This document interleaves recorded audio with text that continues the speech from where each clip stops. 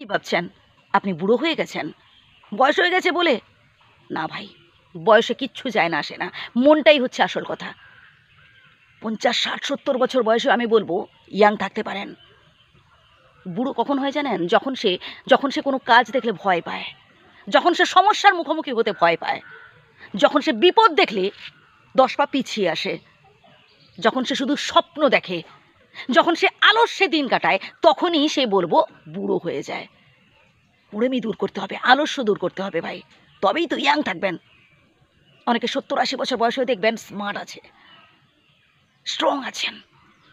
মনে রাখবেন, আপনি আপনার বাড়ির কর্তা, আপনি আপনার কাছে শের, আপনার কথাই হবে শেষ কথা। বয়সে কিচ্ছু যায় না আসে না ভাই, মনটাই আসল কথা। সবসময় নিজেকে বিজি রাখতে হবে।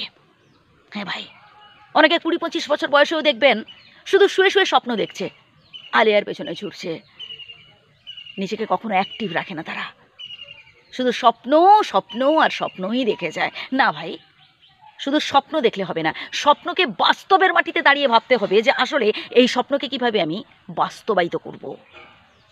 স্বপ্ন দেখে কী লাভ ভাই, যদি সেই স্বপ্নকে বাস্তবায়িত করতে না পারলাম? তাই নিজেকে অ্যাক্টিভ রাখার চেষ্টা করুন, স্ট্রং রাখার চেষ্টা করুন, সামনের দিকে এগিয়ে যান। জীবনের প্রত্যেকটা পরীক্ষায় সফল হওয়ার চেষ্টা করুন, পরিকল্পনা মাফিক কাজ করার চেষ্টা করুন। জীবনে দুঃখ কষ্ট তো থাকবেই, দুঃখ কষ্ট ছাড়া জীবন সম্পূর্ণ হয় কখনো?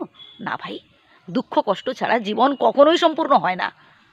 দুঃখ কষ্ট এলে না, সাহসের সহিত দুঃখ কষ্টগুলোকে গ্রহণ করুন, মনে মনে বলতে থাকুন, বিধাতা তুমি যত দুঃখ কষ্ট দাও না কেন, আমি হাসি মুখে বরণ করে নেব আর সামনের দিকে এগিয়ে যাব।